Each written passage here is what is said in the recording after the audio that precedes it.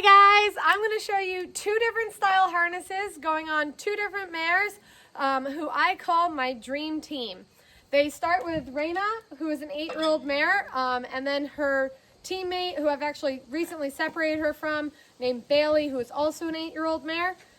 Raina here goes in what's called a belly backer harness, while Bailey goes in what's called a D-ring or New England harness. So let's get started. Both of them have the same setup of having a collar.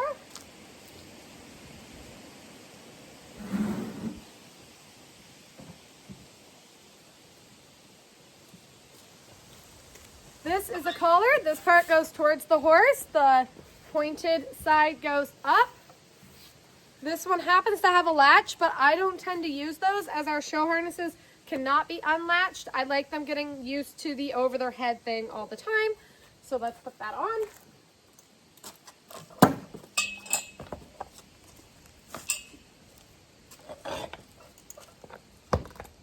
While fitting a collar, you want it to rest on their shoulders here. You want to be able to fit a hand in the front so that way they're not choking, and it should lay smoothly on there. If it seems too narrow or too wide, you'll see gapping underneath. So you look under to make sure there's no gaps, so you don't see air, but also that there is plenty of room for her to breathe or him to breathe up front. So. Most of mine are a size 26, but they can vary in size, width. They're very similar to shoes, where you start with size and then sometimes you have to go narrow or thin.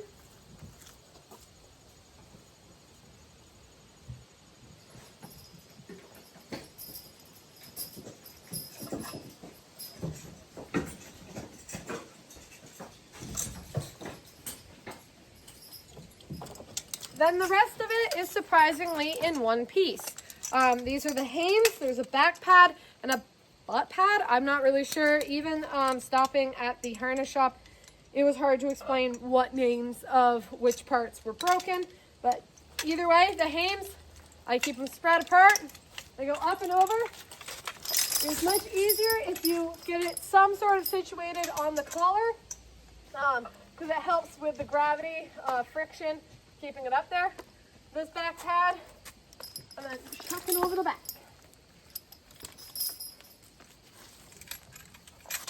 Now, like I said, if you have a proper fitting collar up front, it shouldn't be anything. These should lie nicely in that groove. You can adjust up here and down here, along with the 3 panels on the side. Once adjusted, you never have to adjust, well, you mostly don't have to adjust it again. The top strap, make sure the buckle's all the way over. Guide it through and buckle it as tight as possible. You will not be able to hurt them if it's tight, but if it's loose and this can pop out, it will make it so she doesn't have the soft, comfortable collar to pull on. And then just tuck in your loose straps. After that, you pull down the butt strap, breechin. This is the breechin, it's one that I do know. And the crooper. The crooper just helps keep things from tipping side to side as I'm going to adjust it underneath her tail. With the crooper, it keeps the collar set back as well.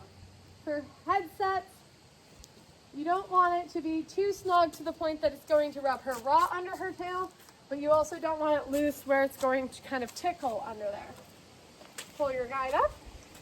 Then we're back to the belly backer part. This is not necessary. Sometimes it drags on other harnesses. I, being short, don't like it to drag. You take your Y splitting and hook it on either side of the collar. The belly backer part goes between her legs first to the back quarter strap and lock that in. You gotta make sure on the other side it's organized before locking that one in as well. Now you will note that it's a little hanging loose. When she goes to be buckled in, it will be tighter. So it needs to be loose for now, tight when they're driving. Well, not tight, but adjustable when driving.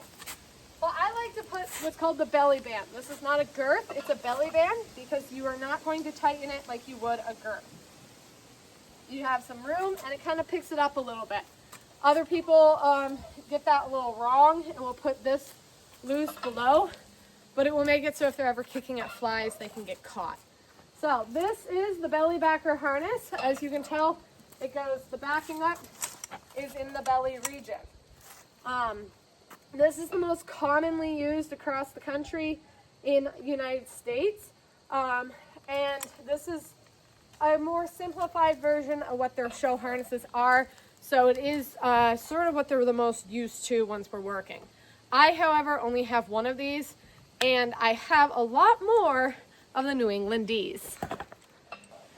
So back, this is Bailey, my other 8-year-old Clyde mare, only this one is pregnant and due this year. I'm not sure what she's gonna have, but you can tell she's already grown quite a bit of little belly. This will be her 4th foal, so things drop a little quicker. I already put on the collar, as it's no different than the New Yorker to belly backer, and I'll go grab her New England D.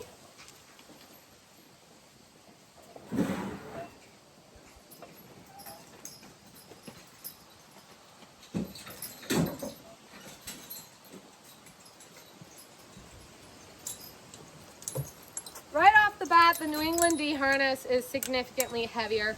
There are more straps to it, although less going in different directions. I'll just throw it on so I can more easily talk about it. Same sort of idea though, the hames, keep them spread, get it tossed up on that collar so that way you have the friction of keeping them. In this case, the back pad actually has some weight behind it, and then the friction up and over with the tugs. So, I'll get this lined up so that way I can tighten it. I believe hers gets much more snug. Take a little more elbow grease into it. Tuck it in. The same idea, we go back to the britchin once that's set.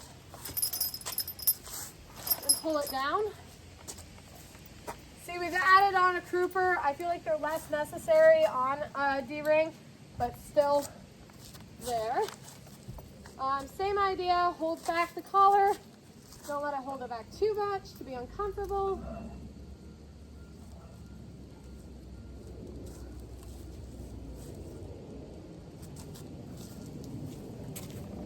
Now, you only have a belly band. So, this is where it kind of goes into, well, what's the differences then? As I only have a belly band on this one, how does the backing work? So backwards now, but this is the D that makes it a D-ring harness. This is what makes it so it's a team harness. So they will be connected up front with what's called jockey. And so when she backs, the pressure won't go under her belly, but instead will go through this D back to the bridge end. So this is what's going to be holding it back, so you can see, or when she is reversing.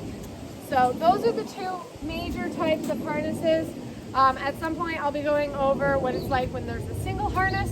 You can always go single in a team harness. You cannot do a team in a single harness. There is one exception to that rule, but in general. Let's go get their bridles on. So, Raina's bridle. I have what's called an over check, which means the check goes over their head. A side check would go beside their head. Pretty easy on that one. She has a simple extra check bit. Some people would hook directly to the main bit. I have a separate one for that entirely. And for me, I put them over the noseband. That's also a preference to go under it. So there's a lot of different setups there.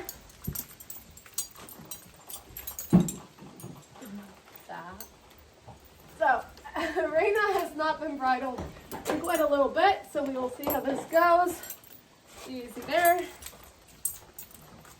Hard to believe these are my little show ponies. I've given them a week off and they are grumpy. Okay.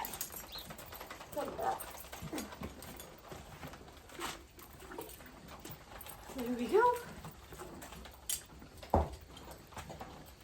Pull our forelock through. When we're putting on their bridle, we don't want to hear any clinking of the teeth. And then not all bridles for draft horses will have it, but I have nose bands. I will put so that way you can still fit fingers underneath. This should not be so tight that you can't get fingers under there. The throat, it's not for keeping their mouth shut, but it kind of is. But you're not supposed to restrain them from being able to play with the bit. Your throat latch actually is what keeps a bridle on, but also does not need to restrain them from breathing. So you should be able to fit that 4-finger fist situation so that way she does not get choked to death. And then the curb. The bit does not work without a curb chain. So I always like to go up to where the link would hit and then loop it on the chain. That still makes it so it has, I would say, 3-finger rule. Our checks go up. You could have side checks that go out to the side. There's lots of options on that. Mine just happen to go like this to little D-rings that are on the hames. And then you're all set on that. Let's see if Bailey is going to be as charming to bridle as that.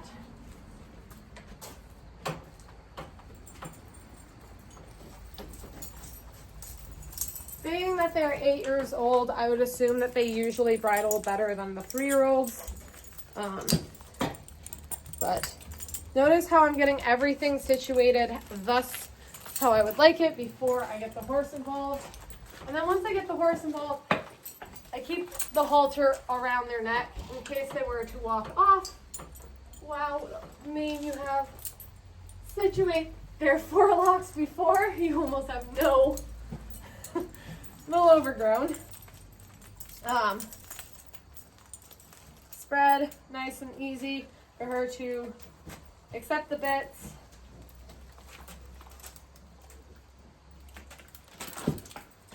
Maybe a little encouragement with the hands.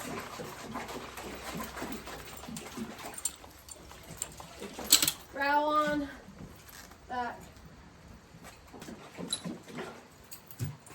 forelock pulled through, and pull your chest back. Nose band,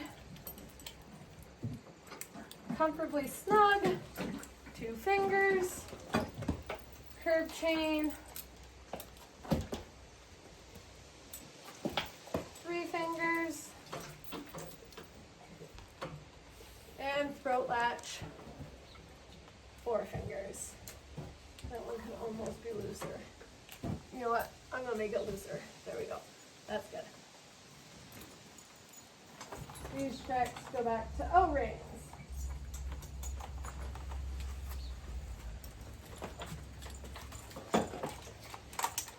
All right. Now, thankfully, with those little nose bands, I actually have areas I can clip their cross ties to. Do not clip a cross tie to a bit.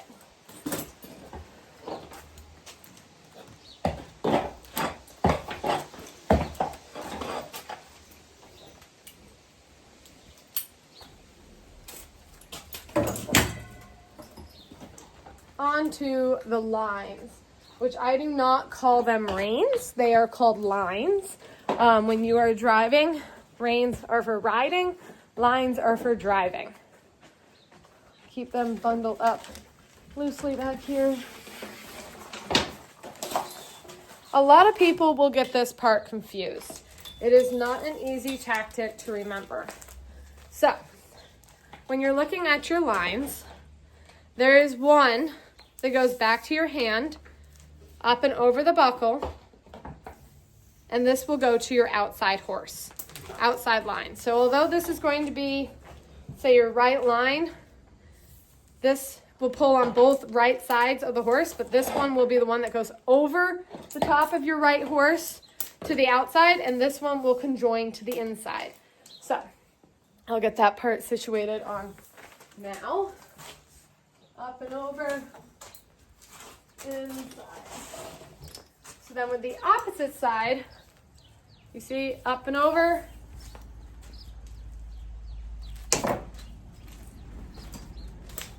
and inside. Once I've gotten those lines sort of situated, I go back to the front where I start pulling them forward. It is very important to always find that buckle. Run your hand down so it's nice, smooth, and straight. Through the ring guide that's on the hame, down to the bit at your adjusted area. Every horse sort of has their sweet spot of where you would adjust. Hers happens to be a bit below on the bit. We'll do this other side as it's a little bit easier. Again, I'm going to pull until I find this buckle and take the buckle, straight line, no twists, no curves in the lines, through to this ring guide right here, to the front. Then I'm going to pull them apart a little bit so I can get this next part. Oop. Which Raina is standing on. Okay.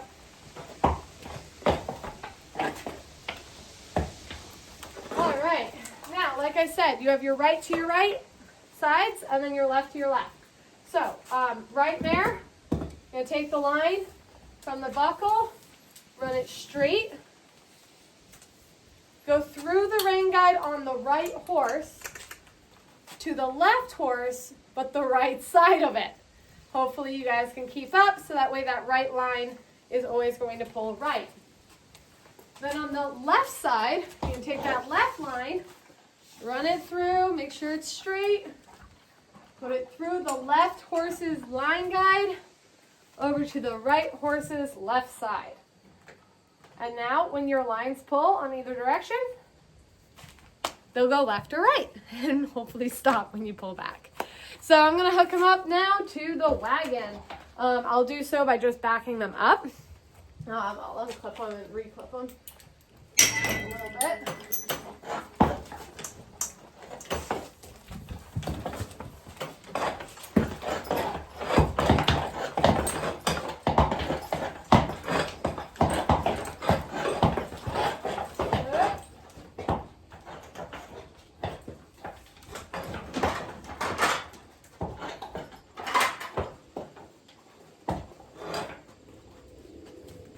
Back up for you guys. So this is going to be again where the two different style harnesses really collide. So this is a yoke. This is an attached yoke to a wagon. Very common in the show world that it will already be attached.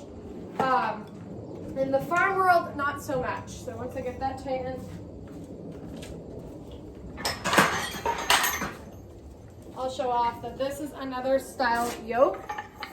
You would attach the horses actually like this. It's very important to know you'd pull through the metal. So this is also a yoke. And then when you're hooking a horse like Raina here with a New York harness, you simply attach it to the yoke. I'll give in a little detail here.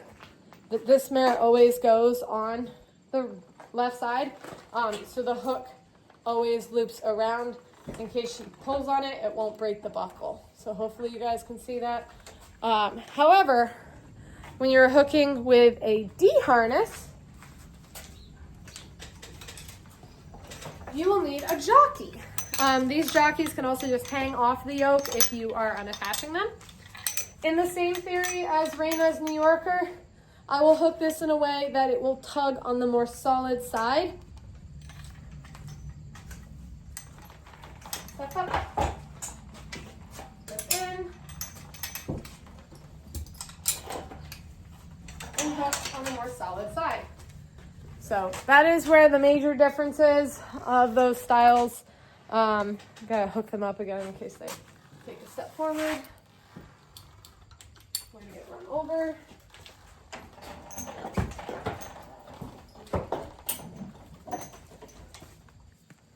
Step in, Ray Ray. Step in, Ray Ray. There you go. Now, when you are hooking onto the back of the horses, or hooking to the back of the wagon, it is important to stay safe. At this point, they could take off and run me over with the wagon. So you never want to hook the one that's on the outside first. These are the traces or tugs. And there is many different settings with it being chain. Wore the wrong shirt for this. We happen to drop to the 4th, which is drop 1, 2, 3 to the 4th. Other times you'll have settings like 5th from the leather, where you would count 1, 2, 3, 4, 5 from the leather. Obviously, you kind of go with whatever the lower number is.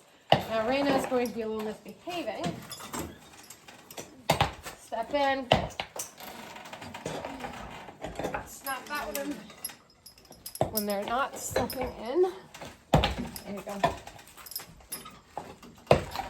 There we go. A well-behaved one, when you tell it to step in and pull on the tug, will step in like that. It's pretty handy. 1, 2, 3, 4, and we'll latch her in. Repeat on the other side. Make sure you never stick your hands or your fingers through those tug chains. If they take off, it will take your finger off.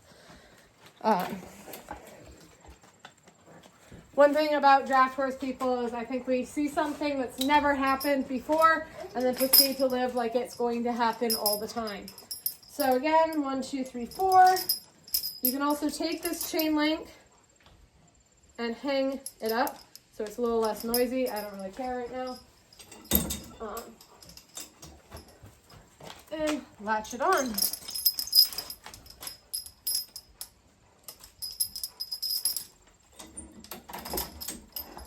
That is the completion of setting up 2 different style harnesses on an absolutely dream pair of mares.